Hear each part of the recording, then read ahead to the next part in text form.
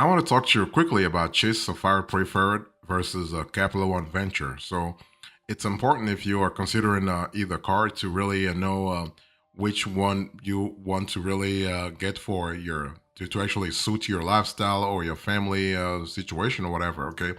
So here, let me first give you the key takeaways before I get into the details. So if you think about the Chase Sapphire Preferred and Chase, not Chase, Capital One Venture rewards, you have to understand that you are looking at flexibility, but most importantly, you're looking at a very good welcome bonus.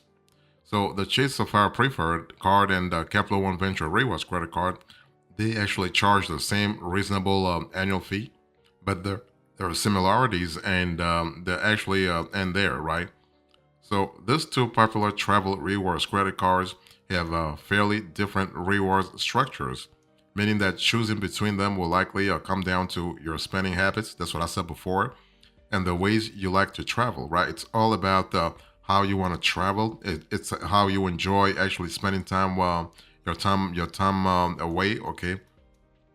So if you like maximizing your rewards through category spending, the Sapphire Preferred will likely be a better pick.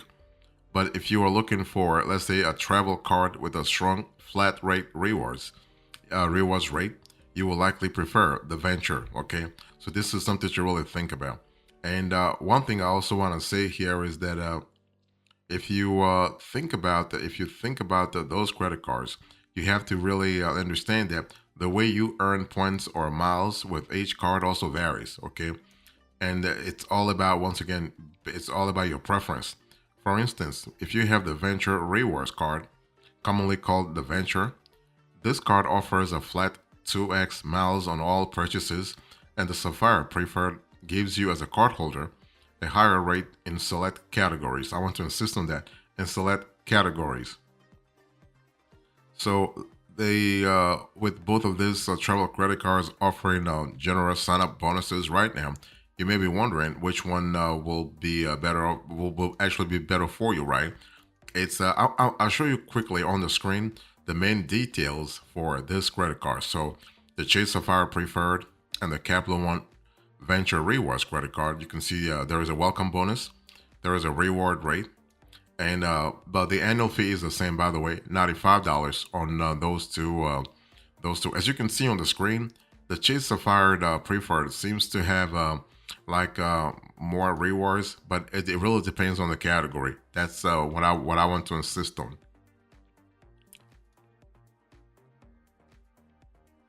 So let me talk about the Chase Sapphire Preferred versus Capital One Venture. What are the category winners? That way you can really figure out which card you want to go. Let me talk first about the welcome bonus. So welcome bonus, both cards actually offer a welcome bonus, but you do have a slight difference. Okay, so here, when it comes to the welcome bonus winner, the Chase Sapphire Preferred card is actually the winner because right now you can earn 100,000 ultimate rewards points after spending 5,000 on your new Chase Sapphire Preferred card. Okay, so $5,000. And the cool thing is that Chase doesn't have a time limit. Like, they don't say, well, you have to spend the money within 30 days or 90 days or 60 days. Okay, so it's just $5,000. And this points, those 100,000 points are worth 1,250. So, 1,250 when redeemed for travel through the Chase Travel Portal, making this other offer nearly twice, okay, the Venture card bonus. Yes, the spending requirements is a bit higher to earn the Sapphire bonus than to earn the Venture bonus, but it's worth it as long as your budget can responsibly support the spending. Remember, no bonus amount will offset paying interest, so make sure you are able to pay your bill in full as you work toward earning the bonus. So when it comes to welcome bonus winner, you have Chase. What about the rewards rate winner? Here also the Chase Sapphire Preferred card wins. Okay, it wins because their rewards points are worth more in general, and because the Chase Sapphire Preferred offers boosted rewards in a variety of spending categories. It pulls ahead of the Venture One, the Capital One venture, right? So with the Chase Sapphire Preferred, for instance, you get 5x points on travel purchased through Chase Travel, right? You have to really do all the purchases through Chase Travel.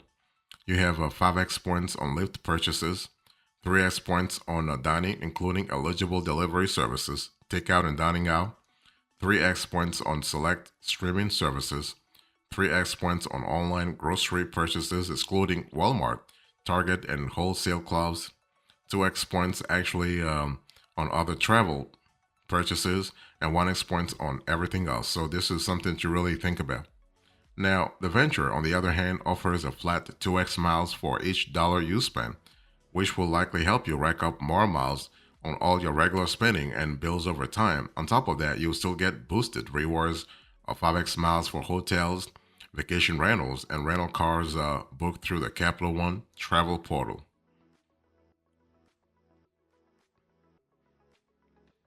So let's talk about the annual fee winner. So basically, both two cars charge $95, right? But I have reckoned that the Chase Sapphire Preferred wins in this category. And let me explain to you why. These two cars, right, charge the same $95 annual fee, that's for sure, which is reasonable considering the rewards proposition each card provides. However, the Sapphire Preferred card offers an annual $50 hotel credit toward a stay booked through Chase Travel. So it's easy to use that credit annually and offset a portion of the annual fee, effectively reducing it to $45, right? $95 minus 50. So that's why basically I think the Chase Sapphire Preferred actually wins in this category. The Venture card also offers a credit, this one up to $120 every 4 years for your TSA pre-check or global entry application fee. Now, the credit is obviously higher, but it's only available every 4 years. Think about that. So the annual credit from Sapphire Preferred wins out because $120 every 4 years, that's $30 per year, whereas the Chase is giving you $50 a year. Okay, so in either case, the annual fee is reasonable once again because if you compare it to the opportunities for a big first year bonuses as well as the ongoing benefits and rewards offered by both cars, you are really a winner here. So what about the foreign transaction fee winner? What kind of play do you have here? Here you have a tie, okay? And those two cards tied because neither card charges foreign transaction fees on purchases you make in foreign currency. That means both are a good value and a good option if you travel abroad, and or purchase online from foreign websites often. So let me talk to you about when you think about Chase Sapphire Preferred versus Capital One Venture, which card earns the most? Now, with the Capital One Venture letting cardholders earning 2x miles for every dollar they spend, this can easily help you rack up a higher number of miles over time, right? But with the value of Chase Ultimate Rewards points being higher in general, the Chase Sapphire Preferred can still help you earn a similar amount of value in rewards. Now let's do the math so you can really see clearly what I'm speaking about. So when I say Chase Sapphire Preferred versus Capital One Ventures, let me give you a spending example. Okay, imagine you are someone who spends a lot on travel and dining every month, but that you also use your credit card to pay for regular spending and bills. In that case, your monthly spending might look something like this. I'll put this on the screen so you can see exactly what I'm speaking about. So you have actually $200, for instance, per month spent on dining.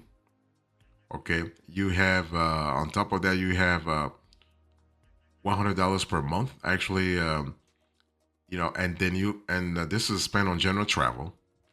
$200 per month spent on eligible travel through the travel portals, the Chase portal, and the Capital One portal. $300 per month spent on groceries, and $1,200 spent on other purchases. So I just wanted to clarify this for you. So I'm putting this on a small table here. You can see this on the screen. The spending categories: Chase Sapphire Preferred Ultimate Rewards, points earned, and Capital One Venture, miles earned. So you can see that the $200 on dining translates into 600 points for a Chase and 400 miles for Capital One. The $200 on eligible travel booked through travel portals, 1,000 points for Chase, 1,000 miles for Capital One.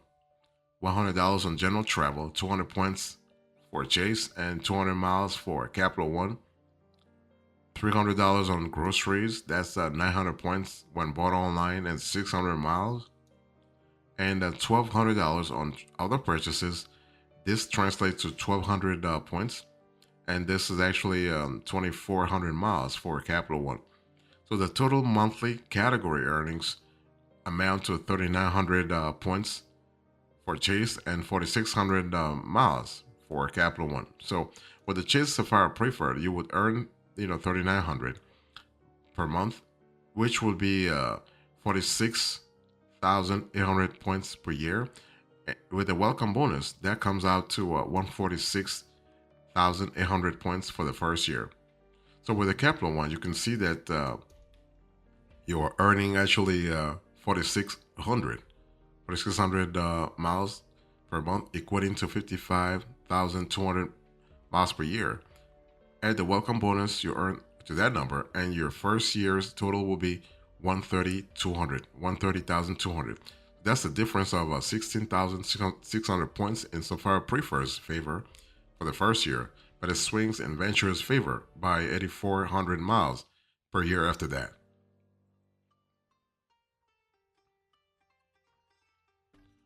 So why should you get the Chase Sapphire Preferred? Let's have a conversation about that. So with so many bonus categories, the Chase Sapphire Preferred is a good rewards card, whether you travel often or not. Plus, when it comes to using your rewards, you can actually cash them in. You can cash them in for a lot more than travel. So let me give you a few additional reasons to consider actually signing up with the Chase Sapphire Preferred card this year. Sapphire Preferred cardholders also get a 10% anniversary points bonus every account anniversary. Okay, that means what? That means if you spend $50,000 in a year on your card, you would receive 5,000 additional bonus points. And the Chase Sapphire Preferred card actually also gives you, as a cardholder, perks like trip cancellation and interruption insurance worth up to $10,000 per person and $20,000 per trip. You will also qualify for benefits such as primary auto rental coverage, baggage delay insurance, lost luggage reimbursement, trip delay reimbursement. Okay. You also have a travel and emergency assistance services, travel accident insurance, purchase protection, and extended warranties. So this is really cool. So the Chase Sapphire Preferred, I think I've said this before, but here's a card that really stands out in terms of its rewards program, because Chase Ultimate Rewards points can be redeemed for options like statement credits, cashback, gift cards, and merchandise. However, you can also redeem points for travel through the Chase travel portal and get 25% more value when you do. I mean, I always encourage folks to actually go through the Chase travel portal to actually benefit from whatever perks that are there. The Chase Ultimate Rewards program also offers a robust transfer program that lets you move your points to airline and hotel partners like Marriott, Bonvoy, Southwest, Rapid Rewards, World of Hyatt, and United Mileage Plus. With high value transfer partners, each point can be worth about 2 cents each, according to our calculations. So this is really important. So why should you get the Capital One Venture? I just explained to you why you should get the Chase Sapphire Preferred, But there is also a case that can be made actually for the Capital One Venture card, right? So this card actually lets you earn a flat 2x miles for each dollar you spend, which can be a better deal and idea if you don't like to keep track of bonus category spending. And so there are also some additional reasons you might prefer the venture over the Sapphire Preferred, right? So the Capital One Venture stands out since you get up to $120 credit toward a global entry or PSA pre-check membership as a cardholder part. So this credit, and the cool thing about this credit is that it can be used for the primary cardholder or someone else. So you have flexibility on that front. So you can choose how to apply it. Okay, and you also get free cardholder benefits such as an auto rental collision damage waiver, travel accident insurance, 24-hour travel assistance, and also extended warranties. Okay, so this is really cool. And again, all throughout this program, the cool thing about the Capital One Venture is that you have flexibility. And what about redemption? Let's talk about redemption options.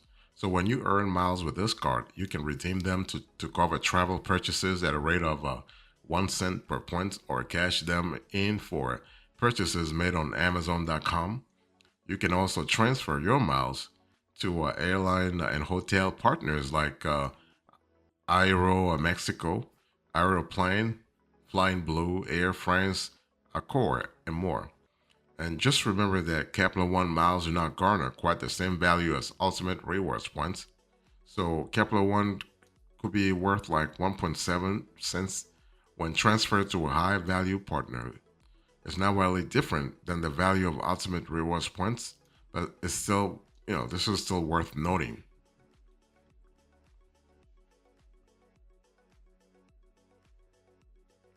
So the bottom line is that when you think about the Chase Sapphire Preferred or the Capital One Venture card, which one should you go for, right? Again, it's important to understand that you want to start the conversation with what your vision is, what kind of travel styles you like to have, okay?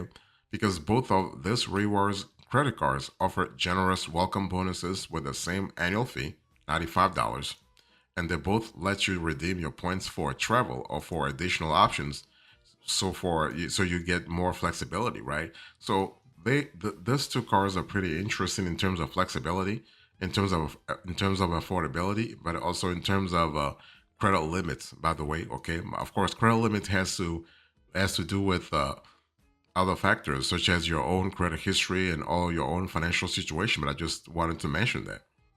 But you have to also understand that the Chase Sapphire Preferred or the Chase, not the Chase, the Capital One Venture, either of those cards has a different type of rewards structure and a different set of transfer partners that may work better for you depending on your spending, let's say, and travel habits. So if you prefer to charge everything to one card and tend to spend a lot in miscellaneous categories, then the Capital One Venture might be your best bet, right?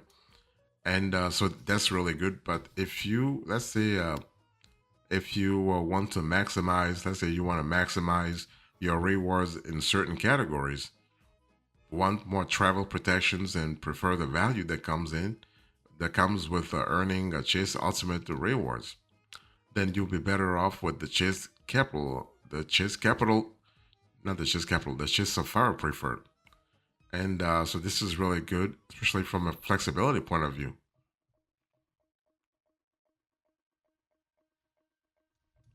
So as a recap into this conversation, I spoke to you about Chase Sapphire Preferred versus Capital One Venture. I give you the key takeaways, the winner in certain categories. Thank you so much. God bless you. I will see you next time. Until then, remember, stay marvelous.